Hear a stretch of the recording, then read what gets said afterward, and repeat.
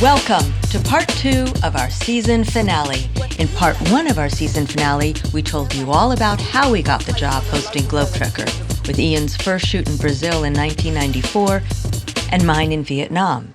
Now, in part 2, we're going to tell you what we've been up to since we hosted Globetrotter. Hi, I'm Ian. I'm Justine. Back in the 90s, we hosted Lonely Planet. Also known as Globetrotter or Pilot Guides. Now we're back. Welcome to our Looney Planet with Ian and Justine. Yeah! Woohoo! The first show was Vietnam. That was in February 1994. And at that point, I was dating a producer for a news channel, and he said, keep your eye open for stories. Maybe there's a story, because I was still interested in making documentary films. He said, keep your eyes open. So a few months later, I did a shoot called for a show called Israel and the Palestinian Territories, Lonely Planet show, Israel and Palestinian Territories. And I had family living in Israel, so I went a little early and spent some time with them. And this was 1994. People were starting to talk about the Oslo Accords and, peace is coming to the Middle East. And so I asked my cousins, some of my Israeli cousins, what they thought of Palestinians. And some of my cousins had never met a Palestinian except for, the janitors who worked around. And they didn't have very nice things to say about them, even though they really had never broken bread with a Palestinian or knew them well, but they had very strong opinions. And then during the Globetrotter shoot, or I guess at that point it was called Lonely Planet, during the Lonely Planet shoot, we were up on the beach in Herzliya on the Mediterranean on the west side of Israel, and a bus full of Palestinian girls had come into the beach that day from Hebron, which is in the West Bank. And this was their first time inside what they call the Green Line, inside Israel. And it was their first time at the beach, and they were all wearing these long black jabaliyas, and they were just like this beautiful vision of young women there at the beach. And I was talking with one of them in sort of broken English. We were having this lovely, lovely conversation, my name, your name, how many brothers, sisters, where do you live, Hebron, very broken, but a very connected, lovely conversation. And then at one point, somebody walked past us, and she turned around, and then she looked at me and she said, "Is that a Jew? Is that my enemy?" And she spit on the sand, And I was like, wow. And then she said to me, what religion? And I wasn't quite sure what to say, so I didn't say anything. And she said, "Oh, you can be Muslim. Allah is one. You just believe Allah is one." And I said, "Fatima, I'm Jewish." And she looked at me in a way no one has ever looked at me before. She'd never met a Jew. Yeah. She'd never had a conversation with a Jew. And she just went white. Wow. She couldn't speak. Wow. She couldn't breathe. And she literally backed away from me. She was in shock. And we'd been having this really animated conversation, and then it was like this, and she moved away. And her teacher ran up to me and she said, "I'm sorry, I'm so sorry. She doesn't mean to be rude. She's never met a Jew before, And I was like, it's okay. So I'm getting that from her, and then I'm hearing what I'm hearing from my cousins. And I thought, I'd like to make a documentary film about how Palestinian and Israeli children think, And then I approached a friend of mine who I made the film with, BZ Goldberg, who'd grown up in Israel, and he'd worked a lot in the news side.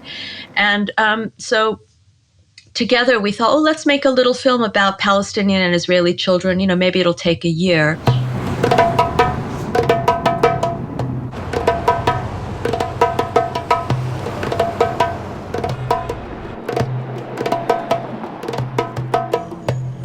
BZ and I were filming there on and off for 4 years.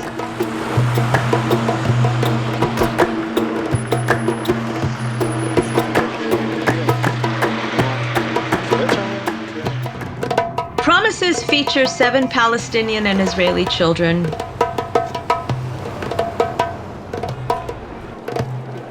أنا اسمي فرج عدنان حسن حسين. Who live no more than 20 minutes apart, but in very different worlds. זאת גדר שמפרידה בין היישוב שלנו לבין הכפר הערבי הזה. We actually could have made a film about 12 Palestinian and Israeli children, but we ended up in the edit having to, kind of focus, and so we focus on these 7 children. أنا اسمي سناب الحسن عبد الجواد، معنا اسم العطاء والوفاء ورمز المحبة كمان. When we started talking with them, they were 8 and 9 years old, and we were talking with them until they were 12, 13. إنه الناس تلتقي ببعضها وتعرف بعض، لأنه مش ممكن يصير سلام بيني وبينك بدون ما أنا أعرفك، أو مثلا أبوي وأبوك متحاربين أجي أعمل أنا بيني وبينك سلام، فما أقدرش أحط هذا السلام وأنا بعرفكش. And they grow up in the film because we spent so much time with them because it took so long to raise the money to make the film. We kind of just had to keep going.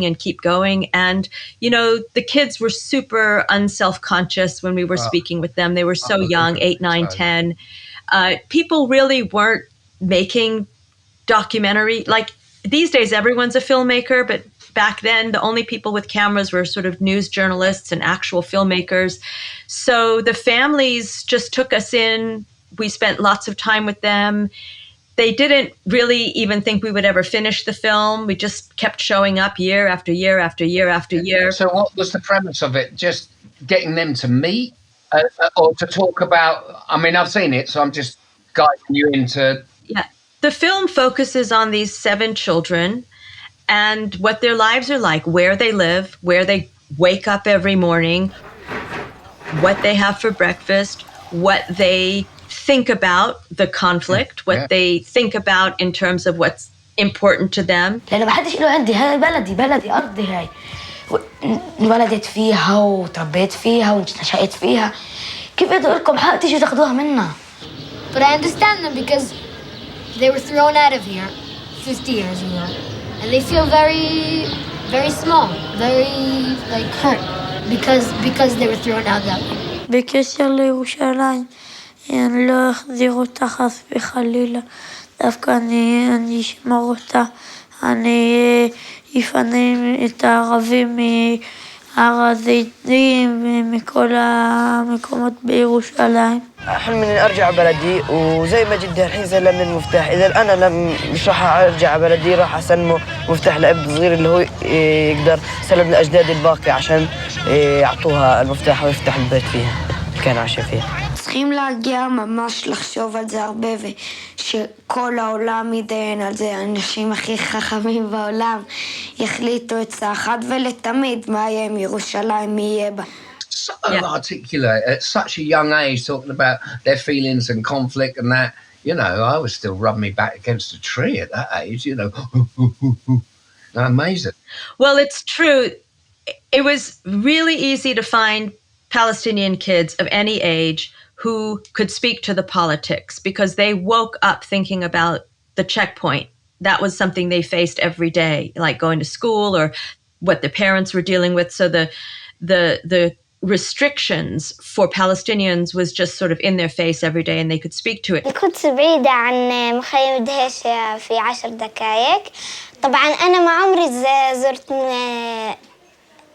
القدس لأن أنا كمان حابب أن أزور عاصمتنا طبعا وأشوف أصلي فيها ويعني أشوف القدس وقبة الصخرة أشوف شو جوا.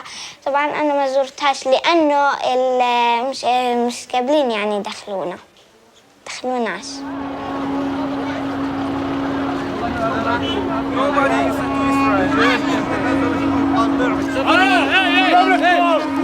الو بو هنا كلنا بتصير كلهم لكان اخوها خبايا כל האנשים אחורה, הלו מישהו יודע עברית וערבית? הם לא מבינים אותי. מישהו יודע עברית וערבית פה? חבאיה, מישהו יודע עברית וערבית? אבי אבי, מישהו פה יודע עברית וערבית? חבר'ה, מישהו יודע עברית וערבית? תשאל אותם.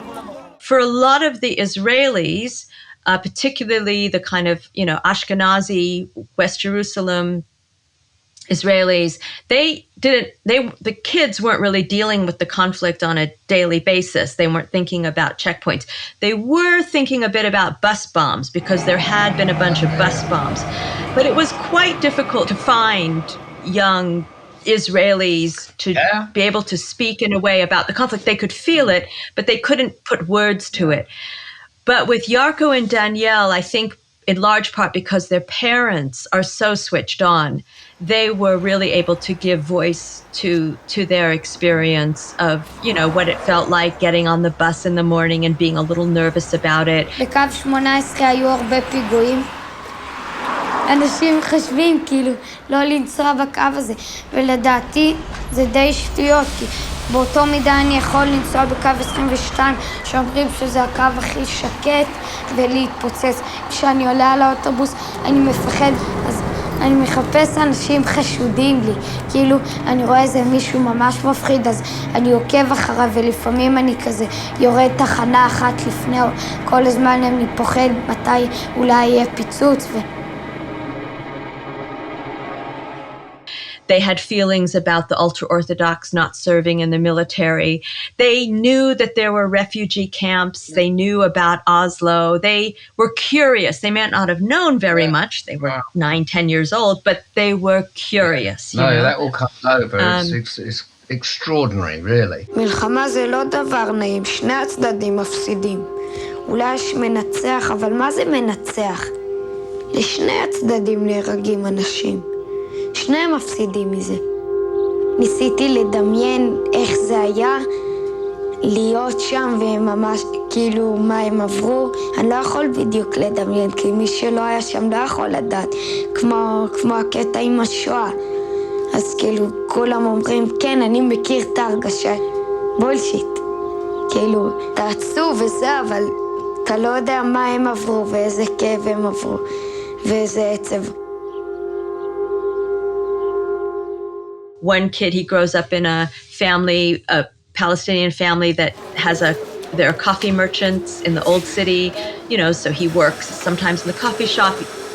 هو مرات بس مش هو نسيتك لحد نسيت مازن. So we get a sense of their home life and their hobbies.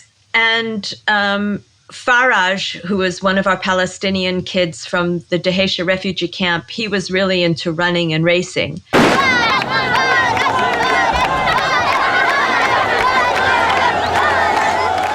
And Yarko and Danielle, who are two of our Israeli kids, they're twins from West Jerusalem, they were also into racing. And so Beezy and I were taking Polaroids of the kids. So we had a little stack of photographs of the kids. And so, when we'd go to Faraj, we'd say, oh, Yarko and Danielle, the other kids that were filming, they also race. And Faraj really wanted to see the Polaroids of Yarko and Danielle with their running shoes on. But other kids weren't that interested.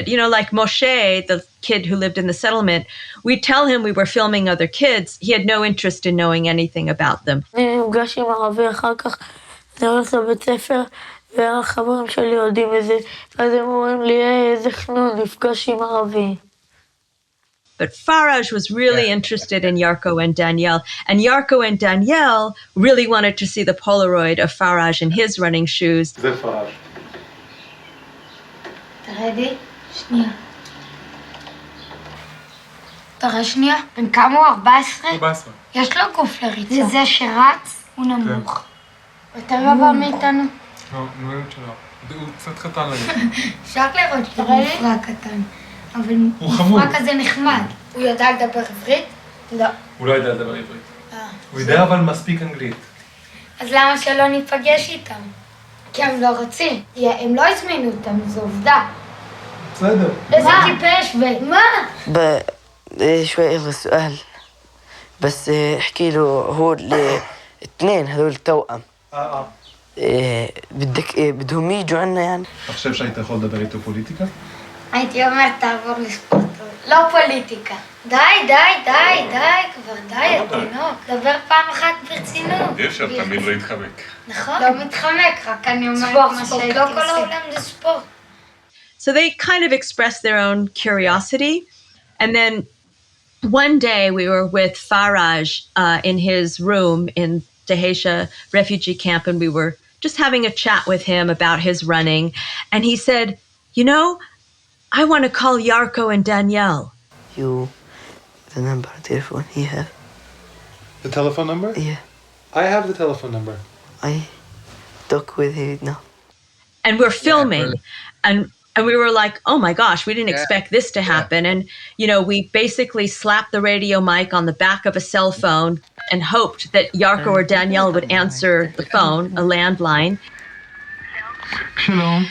And Danielle answered the landline. And so we could hear Danielle's voice. Faraj is calling him for the first time. Yarko. Hello.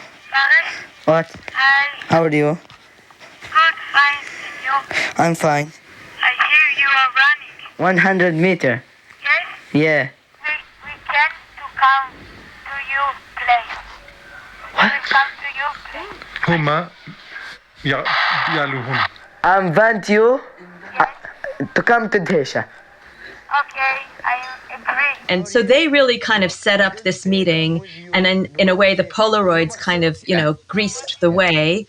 And so then the third act of the film are Yarko and Danielle, these two Israeli kids, going to the Dheisheh refugee camp and meeting the Palestinian kids there.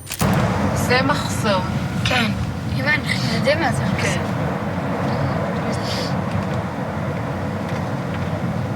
תסתכלו בצד השני. כן. אתם רואים? כן.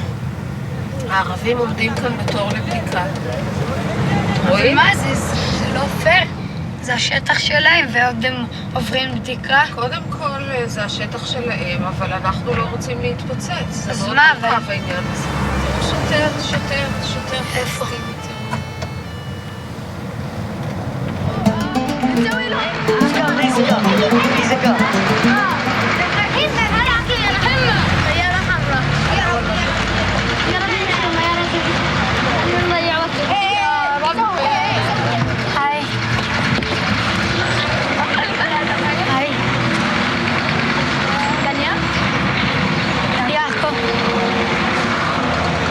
Welcome to Dheisheh camp. And we didn't anticipate that. You hadn't got a premise of like, at the end of this, they're all going to meet up. Wow, that's even more insane. You know, when Beezy and I first started making promises and trying to get money, all the foundations and donors were saying, well, you're going to bring the kids together, right? Yeah, we need to feel hope. We need to feel hope. And so initially we thought, oh, God, we got to bring the kids together. But when we went there and we spoke with parents and educators, they were like, no. The kids don't meet. You know, if you bring them together, that's a contrivance. It just doesn't happen. And when it does, it's usually a well-funded program or a program funded by the Europeans or the Americans that bring kids together. But it's not really what happens. No. So we didn't actually expect that to happen your at films all. are genius because it happened, and the kids, I don't know how the hell you got to them. It's almost like shows. They're so brilliant. They're so kids. You know, burping, fighting, and they're just laughing and taking the piss out of each other.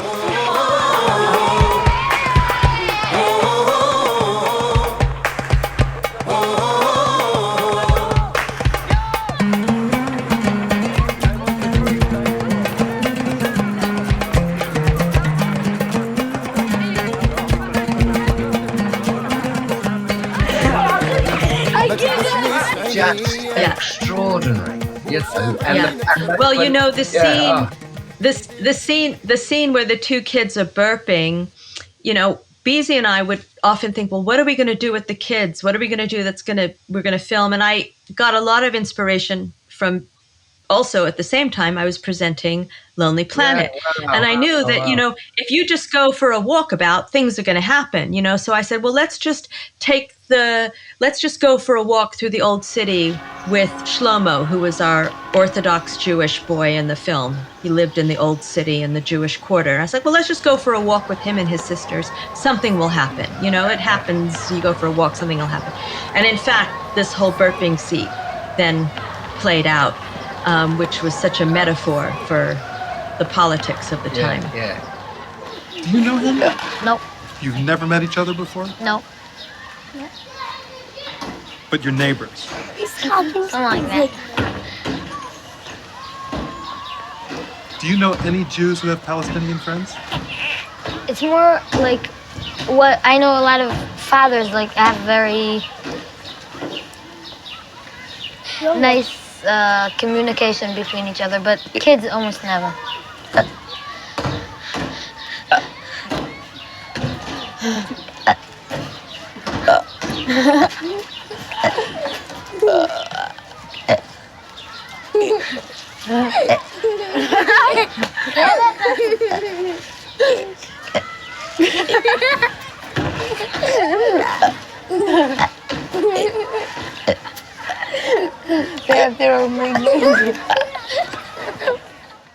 And then what was it like when you finished it all and the buzz around it and everything and getting it out? I mean, that's a drama in itself. And then getting nominated.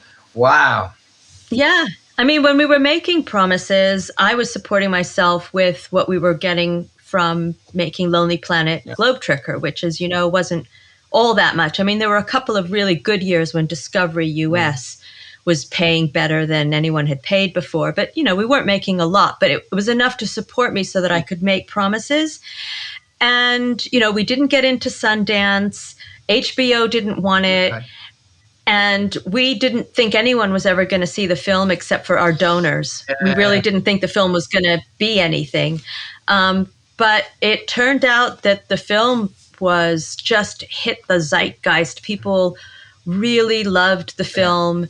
It did incredibly well. I think it's still the most widely used film in classrooms, up through think tanks dealing with the Palestinian-Israeli conflict, because it's a great story. Yeah. It's, you know, both Palestinians and Muslims and Jews and Israelis, they feel that the film is a really fair representation of the mindset of kids of that time. Yeah.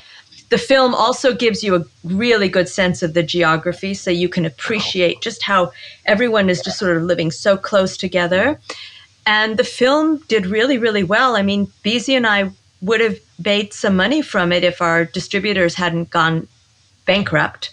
So the film, I'd like to say it had an impact. I'm not sure it did, given what's going on in Gaza and the West Bank and Israel.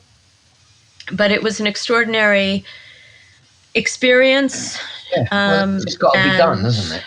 You know, you can't, the consequences or its influence is this, that's out of your control, isn't it? All you can do is make something and hope that will have. So on someone might have seen that and it changed their lives. You know, you'll never know about it or something, but you know, sometimes that's just the way it is. As long as you're doing it and getting it out there, good on you. You should be well proud, because that's quite an extraordinary feat to do. And that's I think probably one of the things I learned making that, which I think has been helpful, is that you can hold more than one opinion in one hand, and that we really just don't know. And I do hear a lot of people expounding their opinions. And I guess when I meet with classrooms, I always ask the students to start off by repeating after me my 3 favorite words. I don't know. I don't know. Because we really have a quick tongue when it comes to what we think we know. And things are just so gray area. Things are so complicated. And I think it's pretty disingenuous to have a strong opinion about what a person is like, or a race is like, or a people are like, if you haven't sat down and broken bread with them. Because really, when you do that, you realize, oh, wow, this is complicated. They're a lot more like me than I thought they would be. I'm a lot more like them. So I learned a lot making Promises. Yeah. Yeah. Wow. Anyway, the film was nominated for an Academy Award.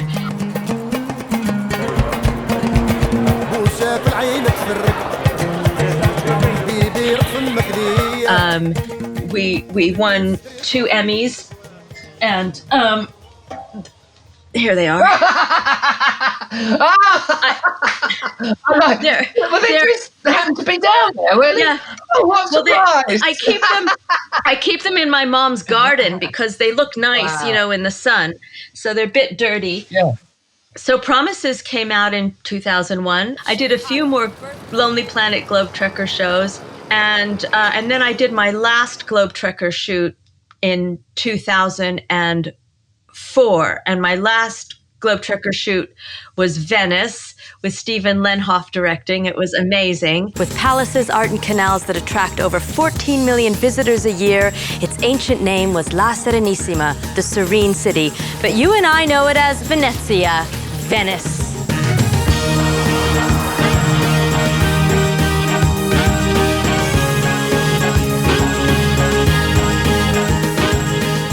My show in Venice was just so much fun. I mean, I got to work with my favorite people, and I knew it was my last show. But also, when I arrived in Venice, the producer said to me, "All right, Justine, well, we're here during the Venice Biennale and the Venice Film Festival." Every other year, Venice holds a huge contemporary art exhibition called the Biennale. It's meant to be provocative, shocking, whether you love it or hate it. It will turn your idea of art upside down.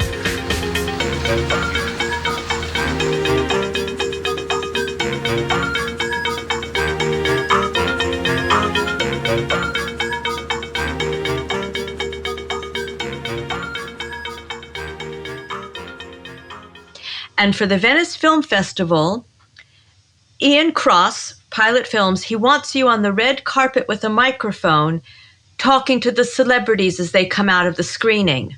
And I was like, that's not a Globe Trekker. I think you're confusing this with a different show. I don't do that. I'm not that person.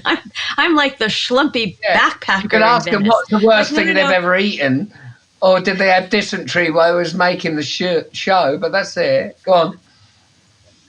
Yes. So, Heath Ledger, where'd you shit yourself? You know? Tonight's the premiere of the Hollywood film Casanova, and the buzz is that the film was shot mostly on location right here in Venice. So it's a big day for glitz. There are a lot of big stars here somewhere. Heath Ledger, George Clooney, Harrison Ford, Sienna Miller.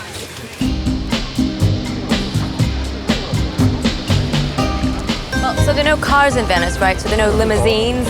So what you have are the water taxis that pull up, let the stars off here, and then they go through an underground tunnel here, and they end up at the red carpet over there. Oh, there's a star, there's a star. Sienna Miller does look glamorous. I think Russell Crowe could have made a bit more of an effort. And Heath Ledger looks like he's brought his entire family over from the outback.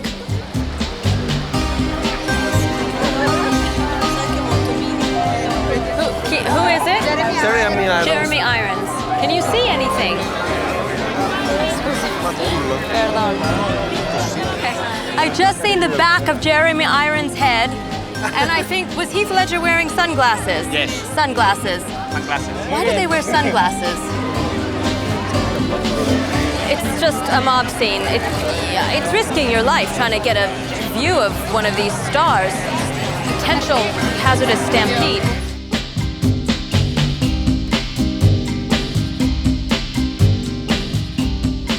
Stars are now leaving the theater. The movie's over. It's kind of insane out here. It's pouring with rain. There's lightning, there's thunder, there's movie stars, there's paparazzi. So yeah, it was a Heath Ledger, Sienna Miller, and Oliver Platt, who I'd gone to university with. He was also in the film, yeah. You may not recognize me. Ollie! Ollie! Ollie! Ollie! Ollie! Ollie! Ollie, it's Justine! 1 second, come on. Hi, Ollie. Nice to see you. Nice to see you. It's so nice to see Nice you. to see you too, Yeah, I Justine. can't wait to see the film. Okay. Take care. Bye. Thank you.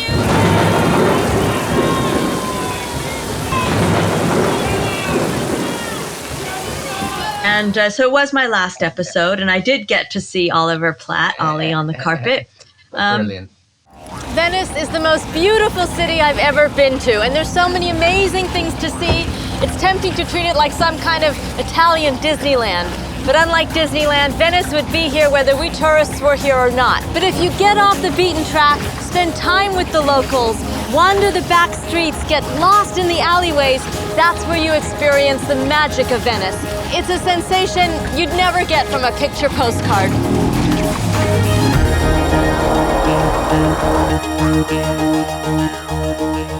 Ian, when did you do your last show? What was your last show?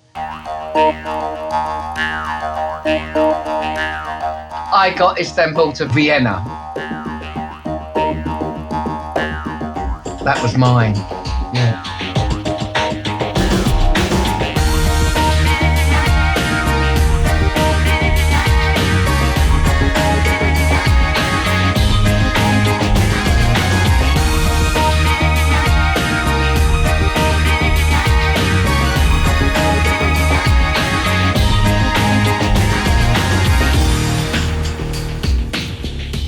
No idea what's going on. All I know is that I look good in the bedsheet. Let me tell you, it was one of the best cracks that I've had on a Lonely Planet. I'm heading to a place called the Pudding Shop, yeah? Ooh, baby! Yeah! Make some room, I like that. Make some room. What kind of shop? Ding dong.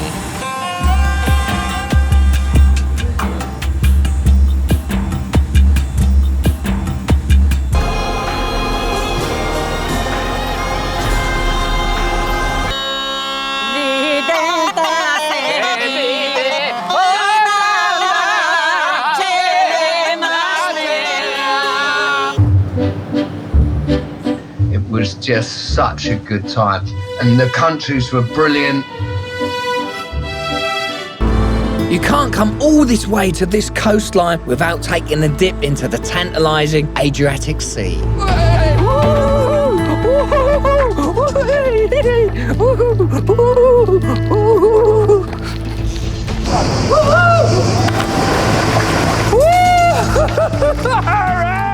As a grand finale and a little swan song, the last one ever, that was just brilliant. And it's a really good programme.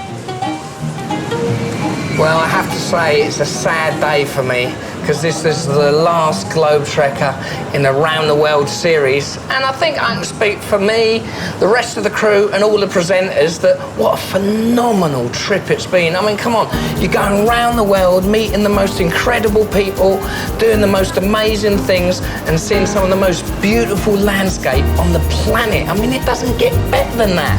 I just hope that like this wheel, it just keeps continuously going round and round and never stops, because if it did stop, do you know what? I'd have to look for like a proper job. Oh, no, thank you.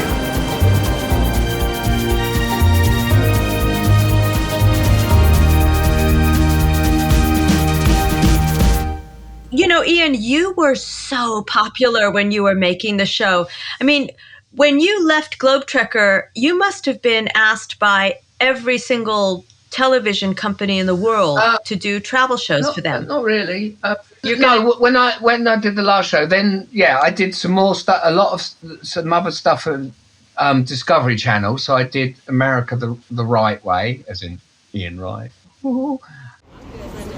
There's so many different ways to explore this crazy planet. You can do it the easy way, or you can do it the hard way. Or you can do it the right way. Yeah, you tell them, girl. Yeah, but remember whose show it is, yeah? Don't ever upstage me, yeah? It's my show, yeah? This is my show. Don't make my dog attack you. Me. Get him. Cool it off. Down, Tyson. Down, Tyson. That's it. It licked me in the mouth. Oh, I feel sick. Good girl. I did Destination Out of Bounds, which was 6 countries that America deemed as off the grid, like Syria. Got to watch myself, yeah? Because I'm in Syria, which is the axis of evil, one of the countries. Don't know if I'm going to get out without any trouble. As you can see, it gets really dangerous here, especially at the seaside, because she splashed me a minute ago. She splashed me, and like there was a crab there, and it got me right in the toe. So you got to be careful if you come to Syria. Out of bounds in Syria. Siberia. This is serious tuba wrestling, yeah? And if you want to see more of this, then switch on to Ian Wright, Out of Bounds in Siberia. Yeah. Oh, you touched me. Who touched my trap? Someone touched me down there. Okinawa was one of them as well. I'm Ian Wright, and you can watch me in my new show, Ian Wright, Out of Bounds, yeah? Only on Travel Channel. The thing is, if you don't watch, I'm going to set my dog on you, yeah? Go on, Tyson. Go on, Tyson. Go on. Not me, Tyson. No, not me. Not me, them. So that was a good Venezuela. Out of bounds. Out of bounds. Out of bounds. Out of bounds. Hi, I'm Ian Wright in the middle of Venezuela, election week, and there's a new candidate in town. Ian Wright. Vote for Ian Wright. Out of bounds. That was great. Cuba as well. Oh man, Cuba.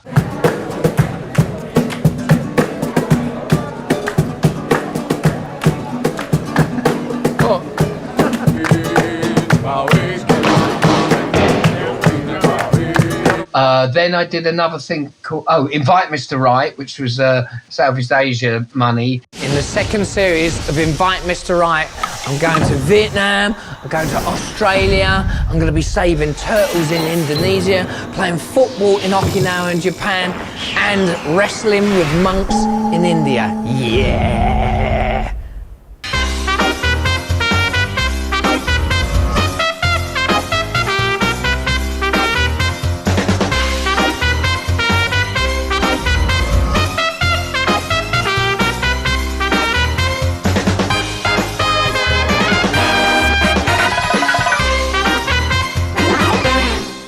And I remember seeing we did a lot of stuff in China, actually, that was really good. Oh, I love China.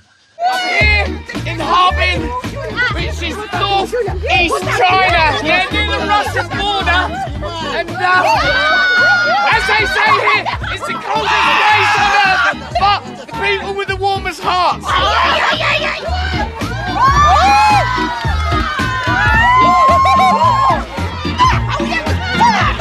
Never again! Oh, my body's gone all numb!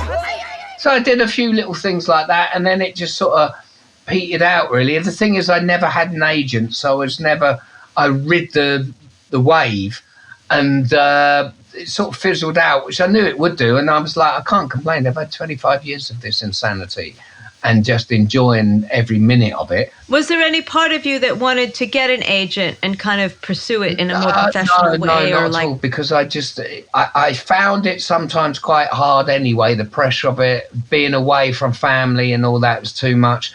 If you've got an agent, obviously their job is to get you as much work and to go away as much as possible. That was never happening. By the end of it, I was like, I'm never going away for more than 2 weeks ever in my life because it's too damaging, or it can be damaging, and it's dangerous, because it's a travel thing. So I was... it's dangerous in that it's hard on relationships. Oh, God, you've got to be tough as hell to be... Hard as now is to be left behind doing all the things while I'm gallivanting, like my wife's doing all, bringing up 2 kids, and, I'm gallivanting around the world. Oh, it's tough, Harry, I'm so tired. Oh, I'm going to sleep. So, Ian, I know, you didn't really pursue having an on-camera career, but thank God you didn't keep going into the whole television world, because otherwise we wouldn't have your artwork in our world.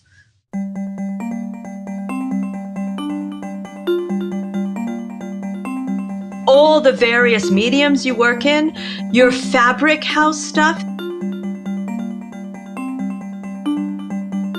the fish,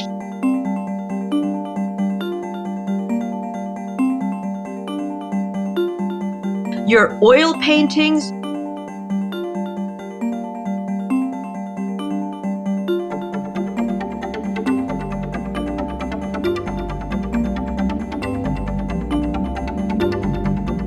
your coins, You work in so many mediums, and your line drawings are so beautiful. I mean, I wasn't expecting to be totally blown away, but I am totally blown away by your work. I mean, you are a seriously trained artist. Yeah, thank you. The mad thing is, because like I say, when at college, you sort of train yourself because you just draw. I remember going to one of the tutors, how do I get into college? What are they going to look for? And he said to me, if you, from now to when your interview is, if you did a drawing, which was a year away, if you did a drawing every single day, you'd get in. And I was like, wow, is it that simple? And I'm thinking, and okay. And I didn't, but I still got in. But the ethos is work, draw. Do you have lots of sketchbooks from your travels? I've got a whole pile of sketchbooks which are just glorious of all the travels that I did. I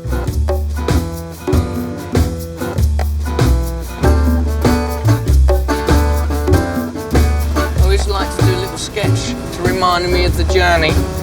This one I'm going to put in the long distance travelling series. It's going to be called Greyhound Bus. Got the rivets and lovely that. Every country, I look at it and I'm like, my God, you're transported, like not like a photograph, half your sort of physical being's on that page, and you're taken back to it like that in a different realm as a photograph. And it's like, wow, all these little bits in the sketchbooks.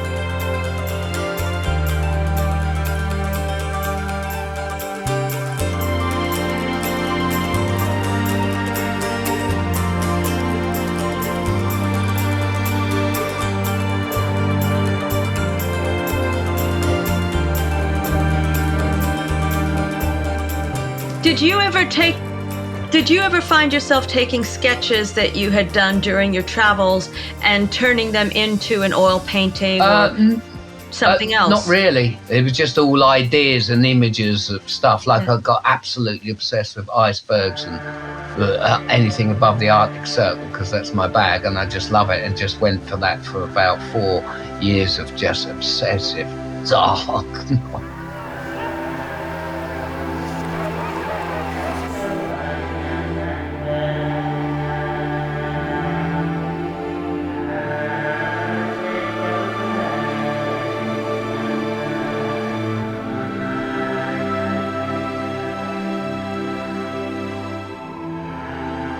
It just takes you in a different world. You're just like, you know, life can be boring, but if you've always, and you always will in your life, have something to do when there's a second, right, I can do that. I don't need a big space to do it. I don't need anybody. I can do it myself, and you just get on with it. That's why I can't play video games, I think, because they're boring as hell. I'd rather be in my little corner whittling away, doing some painting or, you know, creating, whatever it is, creating something with your hands. It's just one of the best things in the world. Cup of tea. Have your cup of tea. This is my studio. This is where I do where the magic begins. But it's got everything that I need in here.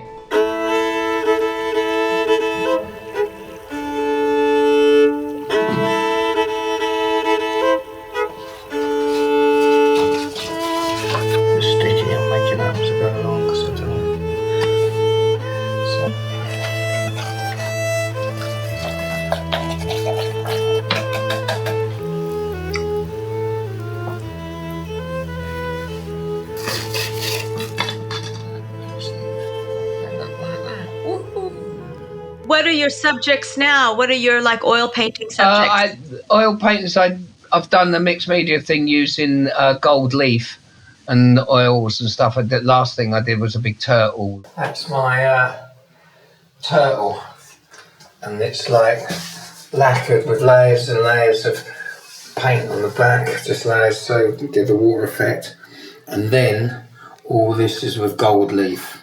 When I was doing the globe tracker, everything was inspired by travelling, because that's where this one comes from.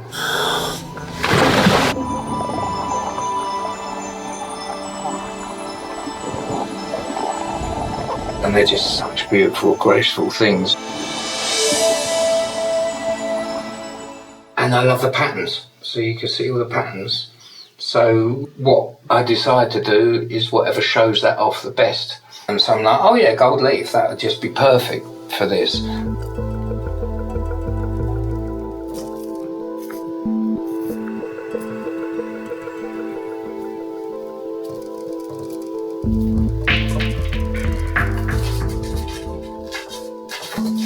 The thing is, you can work on it forever, but there comes a point when you've got to stop because you're close to it, because you know every inch of it. Oh God, oh there's a bit there, oh there's a bit there. There comes a point you just got that solid, that's it, I'm not doing anymore.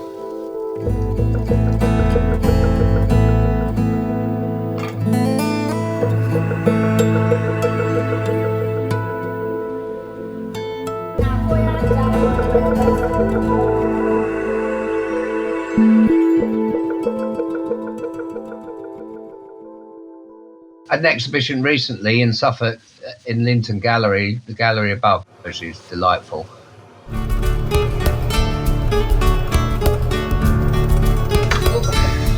And this is the gallery above, this is where all the magic happens. This is Rose, she owns it. Hi. She keeps everyone on a tight leash. Hi and welcome. I'm just going to I'll take the camera and show all the work. Alright, cheers Rose.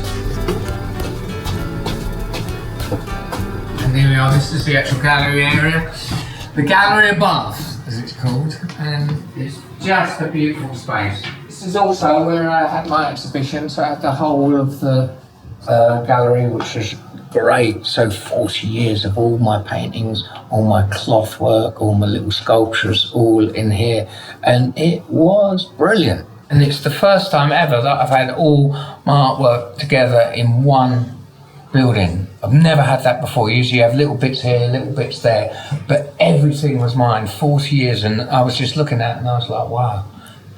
Just first looking at patterns, looking at the stuff and going, God, that's where I got obsessed with doing sort of dark ice pictures with old ships. And then I was like, oh, I've got to stop that. And then I did 2 huge colourful pictures just to get away from the darkness. And then down there I had all my cloth pictures where I got obsessed by doing cloth. So it shows me a pattern of absolute obsessiveness. It was just something that had to be in my bonnet that I had to do and just followed through. Most of the stuff people have never seen. They're just up in in my lockup back at the house.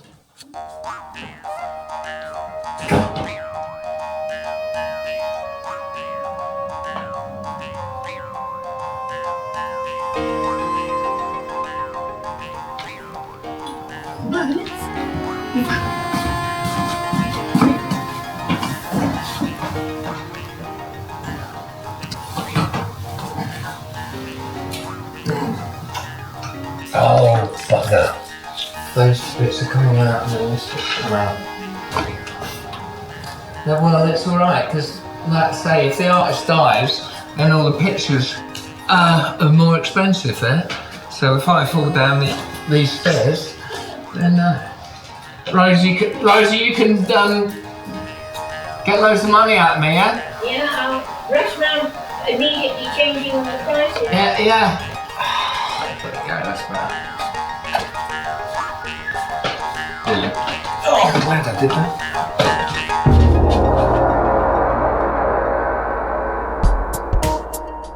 Like I said at the beginning, it's the only thing I ever wanted to do or had any ambition to do, as long as I keep my art up. And everything that I did in that gallery, apart from a couple of tapestries, every single painting, and that's the nicest thing of it, not one of them that I did thinking I'm going to put that in an art exhibition or try and sell it.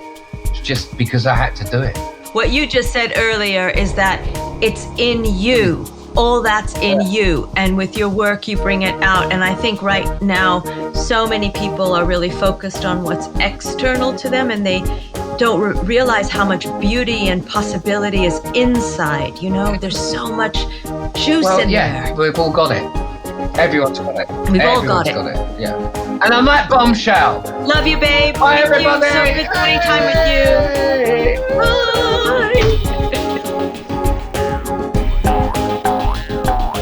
that season 1 has come to an end. If you haven't watched all 6 episodes in our web series, I'm giving you an extension on your homework. And you'll see, we hang out with Megan, we talk with Chef Bobby Chin, we talk to Liz in Cuba, we talk about hitchhiking, we visit volcanoes, then we tell you how we got the job and what we've done since we got the job. We'll see you soon at season 2, and subscribe loads of times. You've been listening to season 1, episode 6, part 2, Ian and Justine, Life After Globetrotter. Hosts Ian Wright and Justine Shapiro, producer Stephen Lenhoff, editor Gregory Sharpin, sound mix Dan Olmsted at Immersive Sound. This podcast was recorded at Cuckoo Studios in Berkeley, California, USA, and at Haverhill Music Hub in Haverhill, UK. Season 1 was made possible thanks to a grant from the Khosravi Family Trust and from donations from many of you. I, Justine Shapiro, am the executive producer, and Lily Cortez is our series producer and director of social media and community. Gregory Sharpin is our senior editor and producer. Stephen Lenhoff directs and produces the podcasts, and Bree Castellini is our director of audience strategy and partnerships. Our editor is Thomas Lorne. Our website and media is managed by Sage Brusha, and our bookkeeper is Craig Paul. Our Looney Planet is produced by Matlana, a 501c3 nonprofit organization. And there's going to be more of that. If you can handle any more, there'll be more. Don't worry about that. We ain't going nowhere. Woo-hoo.